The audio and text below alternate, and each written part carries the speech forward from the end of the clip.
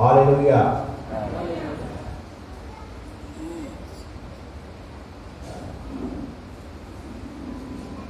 यदि आप आध्यात्म के मार्ग में चलना चाहते हैं,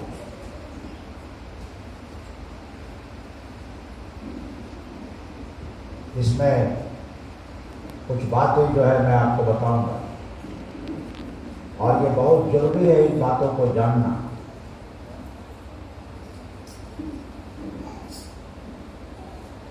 यदि आप आध्यात्म के मार्ग में चल रहे हैं या आगे और चलना चाहते हैं, तो आपको पूछना बहुत जरूरी होगा। कई चीजें हम नहीं पूछते हैं और फिर भटक से जाते हैं।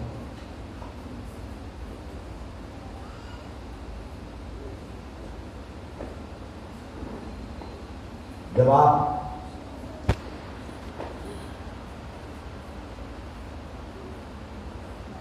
यूहन्ना के सुसमाचार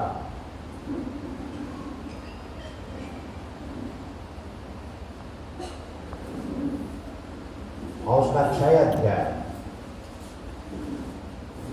और 54 पद को पढ़ते हैं, तो यहाँ ऐसा लिखा है, एक दिन यीशु मसीह ने अपने प्रवचन में कहा,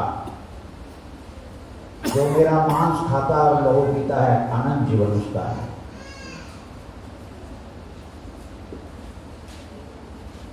जो मेरा मांस खाता और लहू पीता है, अनंत जीवन उसका है।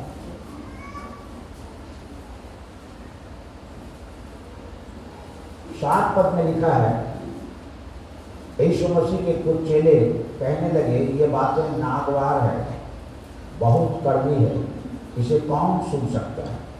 और फिर 66 पद में लिखा है, वो चेले उल्टे फिर गए और यीशु मसीह के साथ फिर नहीं चले, उल्टे फिर गए। कई बार हमको वचन समझ में नहीं आता है और ये हमारे भटकने का कारण हो जाता है। वचन हम पढ़ते हैं, कई बार सुनते हैं, पर हम उसको समझ नहीं पाते। तो आध्यात्म के मार्ग में यदि हम चलना चाहते हैं, तो हम पूछ पूछ करके आगे बढ़ते चले जाएं। हम पूछें,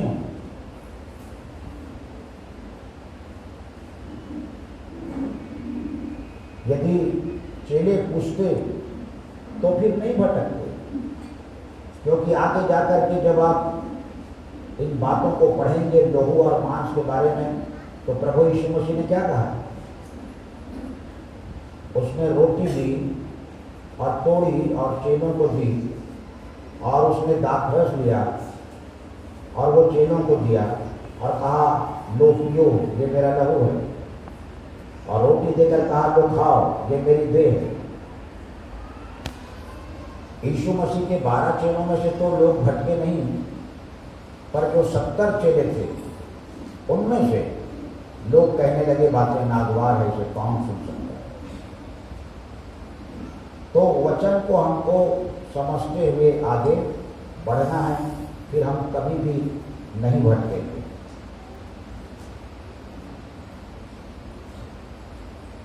होशे की पुस्तक 4:6 को जब आप पढ़ते हैं, होशे 4:6, तो वहां पर लिखा है, मेरे ज्ञान के ना होने से मेरी प्रजा नाश हुई है। ज्ञान होना बहुत जरूरी है।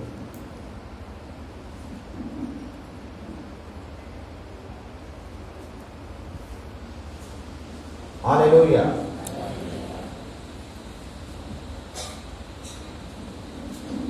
तो पहली बात हमको पूछ लेना है,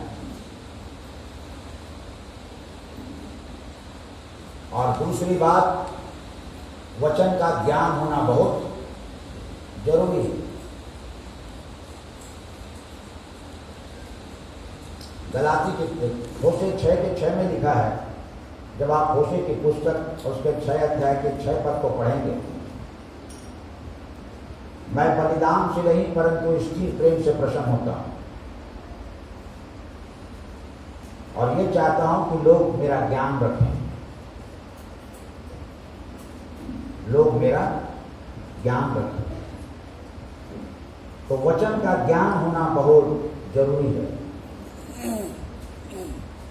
आध्यात्म के रास्ते में यदि आप चलना चाहते हैं तो पूछ पूछ करके आगे बढ़िए, और यदि हमारे पास वचन का ज्ञान नहीं है तो कल को हमें कोई भी रास्ते से भटका सकता है। गलाती की पत्री को जब आप पढ़ेंगे तो 1:6 में और 3:1 पद में लिखा है, पौलुस कहता है 1:6 में गलाती की पत्री, मुझे आश्चर्य होता है कि तुम इतनी जल्दी और ही प्रकार के सुसमाचार की ओर फिर गए, परंतु वो दूसरा सुसमाचार तो है ही नहीं जो सुसमाचार मैंने तुमको सुनाया है। यदि कोई स्वर्गदूत भी आकर वैसा ही नहीं सुनाए जैसा मैं सुनाया तो फिर उसकी प्रतीति मत करो।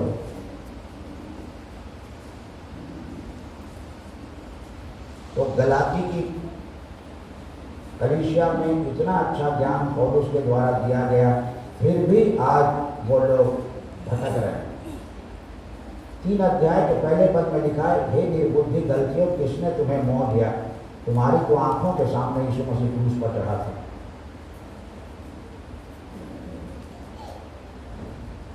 ज्ञान होना बहुत जरूरी है। यदि आप इस रास्ते पर चल रहे हैं, बहुत सारी शिक्षा देने वाले आपको मिलेंगे, और इस कारण यीशु मसीह ने अपने संदेश में पहले ही लोग अपने चेलों को चौकस रहने के लिए कहा।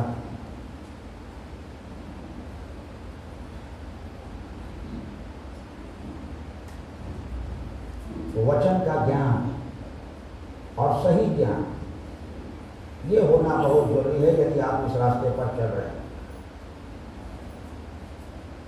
नहीं तो कभी भी हमारा विश्वास डामाडोल हो जाएगा। तीमुथियुस की पहली पत्री 4:1 में लिखा है, परंतु आत्मा स्पष्टता से कहता है कि आने वाले समयों में लोग धर्माने वाली आत्माओं और दुष्ट आत्माओं की शिक्षाओं पर मन लगाकर विश्वास से बहक जाएंगे।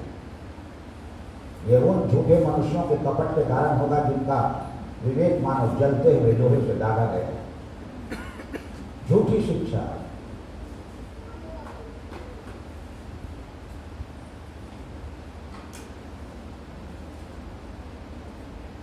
तो हमारे पास वचन का ज्ञान हो, ये परमेश्वर चाहता है। प्रजा के लोग भी इसी तरह से, इस्राएली लोग भटक गए थे, वचन के ज्ञान के ना होने से मेरी प्रजा नाश हुई। तो वचन का ज्ञान होना बहुत जरूरी है यदि आप इस रास्ते पर चल रहे हैं। और जब कोई बातें हमको समझ में नहीं आती तो हम पास्टर से पूछ भी सकते हैं।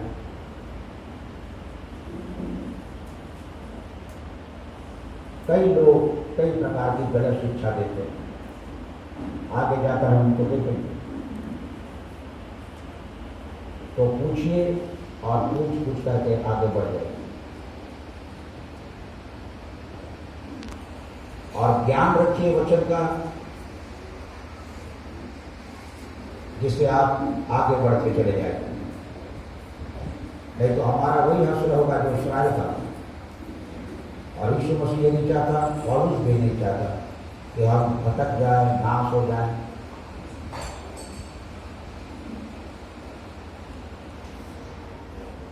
तीसरी बात, यदि हम इस रास्ते पर चलना चाहते हैं और चल भी रहे हैं तो हमारे पास प्रार्थना होना बहुत जरूरी है। प्रार्थना जीवन,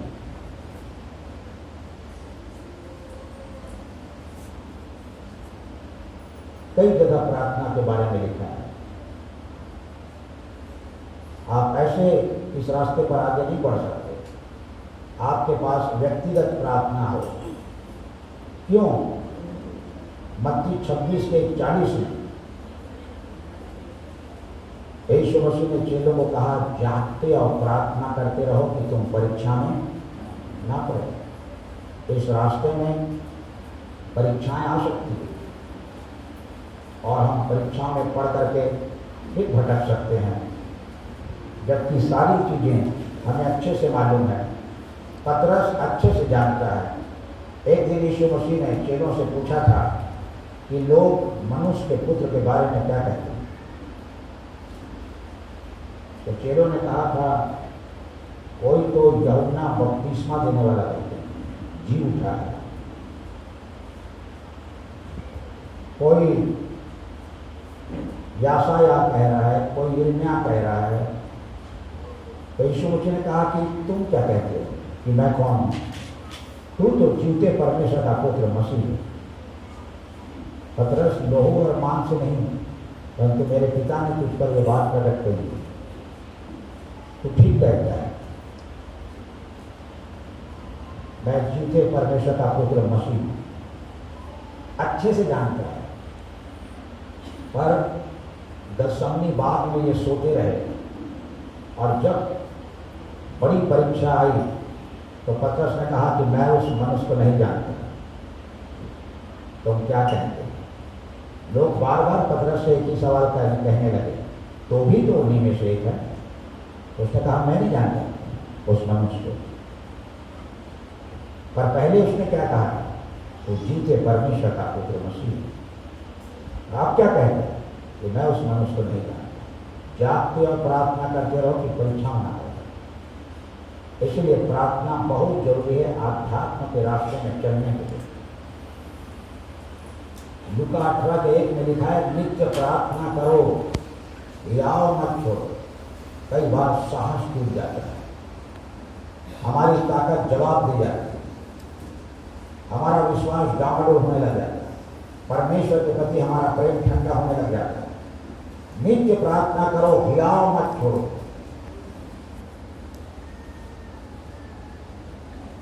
थिस्सलुनीके की पहली पत्री 5:17 में लिखा है, थिस्सलुनीके की पहली पत्री, निरंतर प्रार्थना में लगे रहो।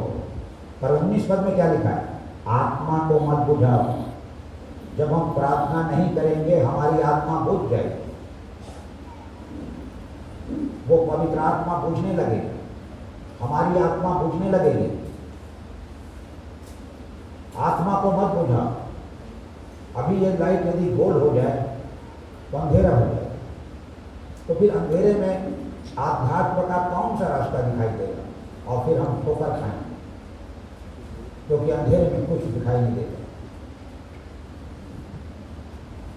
इस कारण इस कलीसिया के लोगों को कहा जा रहा है, निरंतर प्रार्थना में लगे रहो, आत्मा को मत बुझाओ। यदि आत्मा ही बुझ जाएगी तो फिर अंधेरा छा जाएगा, फिर इस रास्ते में चलने के लिए दिक्कत हो जाएगी। परमेश्वर ने हमें 2 आंखें दी है जिसमें रोशनी है, और दोनों आंखों की रोशनी यदि चले जाए तो फिर क्या दिखेगा? फिर चलना मुश्किल हो जाएगा। और हम आध्यात्म के रास्ते में चलना चाहते हैं। कहने का मतलब हम एक आत्मिक रास्ते में चलना चाहते हैं, प्रभु के साथ हम चलना चाहते हैं। और ये जो आध्यात्म का रास्ता है बहुत सकरा है। कई बार आपने बाइबल में पढ़ा होगा, मत्ती 7:13 में लिखा है, सकेत फाटक से प्रवेश करो, क्योंकि चौड़ा है फाटक, चाकल है मार्ग जो विनाश को पहुंचाता है, और बहुत तेरे हैं जो उसमें प्रवेश करते हैं। सकेत है फाटक और सकरा है मार्ग जो जीवन को पहुंचाता है। आध्यात्म का रास्ता है, ये जीवन को पहुंचाएगा। पर यदि हम प्रार्थना नहीं करें तो अंधेरा छा जाएगा और फिर इस रास्ते में चलना कठिन हो जाएगा। इस कारण प्रार्थना बहुत जरूरी है। हालेलुया। ऐसे हम नहीं चल सकते इस रास्ते पर।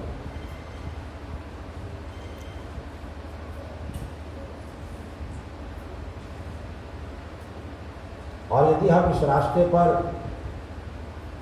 और आगे बढ़ना चाहते हैं, हमारे पास प्रार्थना जीवन है, हम वचन के ज्ञान को लेकर के आगे बढ़ रहे हैं, तो अच्छा कर रहे हैं।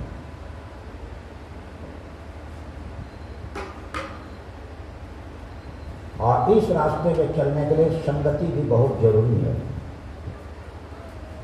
संगति बहुत जरूरी है।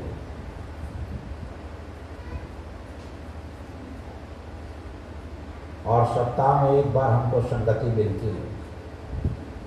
और यदि आप आज की संगति में आए हैं, कल की संगति में आए हैं, तो देखिए परमेश्वर ने आपसे कैसे बातें की है।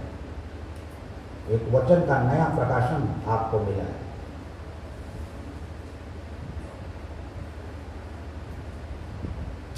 इस कारण संगति बहुत जरूरी है। जैसा आज मैं सुबह भी बताया, एक दूसरे के साथ इकट्ठा होना मत छोड़ो। इब्रानी 10:25 में और प्रेरितों के काम 2:42 पद में और 40 पद में वे प्रतिदिन एक मन हो करके मंदिर में इकट्ठा हुआ करते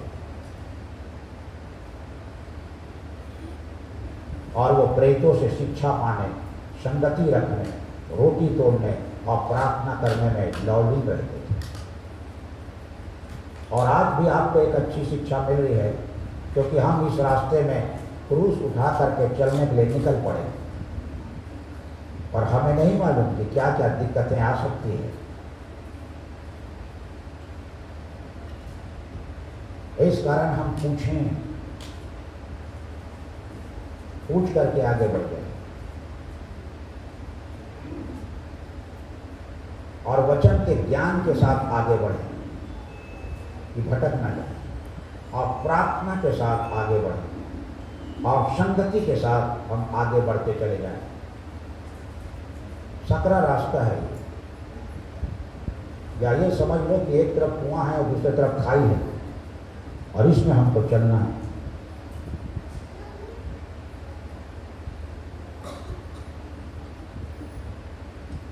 इस रास्ते में चलने के लिए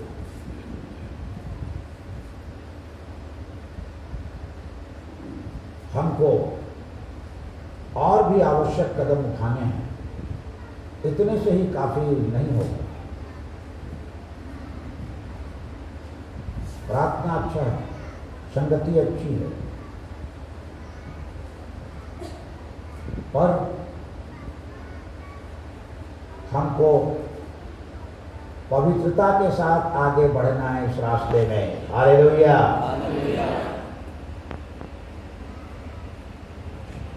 हर चर्च आने वाला व्यक्ति पवित्र नहीं होता।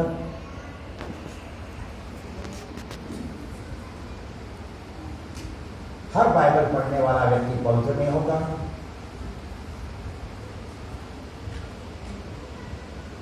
क्या आप पवित्र हैं? क्या आप पवित्र जीवन जी रहे हैं?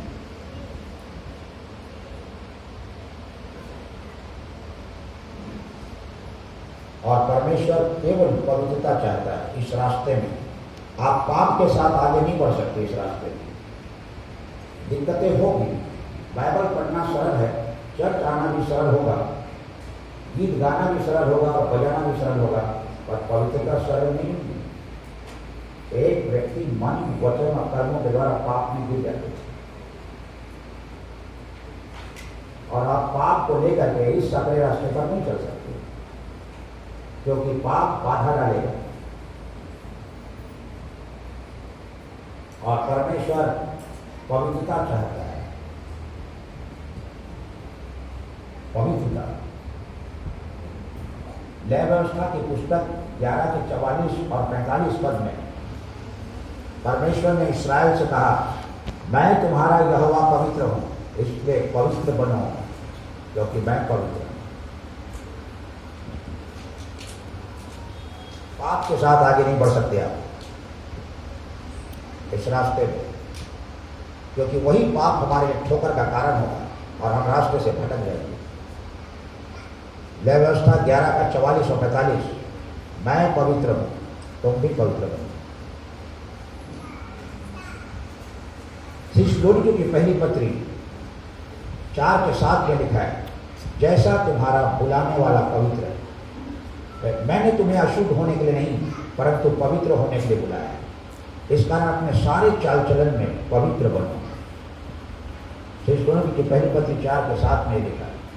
पत्रस की पहली पत्री 1 अध्याय के 15 पद को आप पढ़ेंगे तो वहाँ लिखा है, जैसा तुम्हारा बुलाने वाला पवित्र है वैसा तुम भी पवित्र बनो। ये आध्यात्म का जो रास्ता है वो पवित्रता का रास्ता है। पवित्रता। हर बाइबल पढ़ने वाला और चर्च आने वाला व्यक्ति पवित्र नहीं होता है।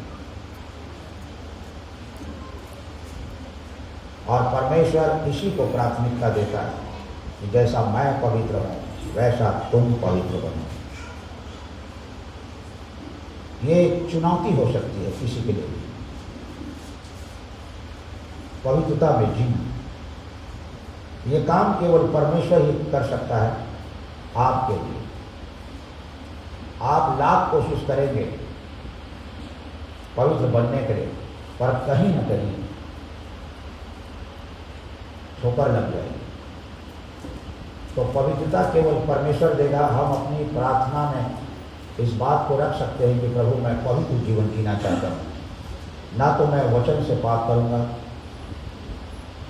ना तो मैं कर्मों से पाप करूँगा, ना तो मैं मन से पाप करूँगा।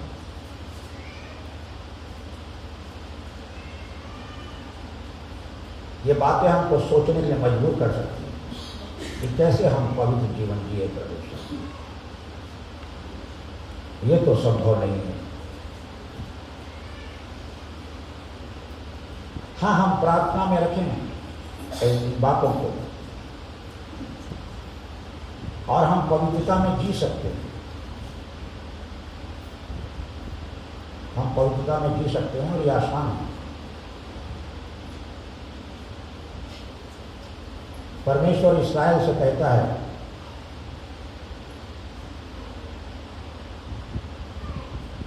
मैं तुम्हारे भीतर से पत्थर का हृदय निकाल दूंगा और मांस का हृदय दे दूंगा। हालेलुया। तब संभव हो जाएगा, पर एक ऑपरेशन की जरूरत होगी। हालेलुया। हार्ट के ऑपरेशन और फिर पवित्रता निवास करेगी। जरूरी नहीं कि पास्टर भी पवित्र होते हैं। ये बात उनके लिए भी चुनौती है। हर पास्टर ऐसा नहीं होता कि वो पवित्रता में जी रहा हो। और जब पास्टर ही नहीं जी पाएगा तो फिर विश्वासियों का क्या ठिकाना। इसी कारण ये बातें पास्टरों के लिए भी चुनौती है कि वो पवित्रता में जी।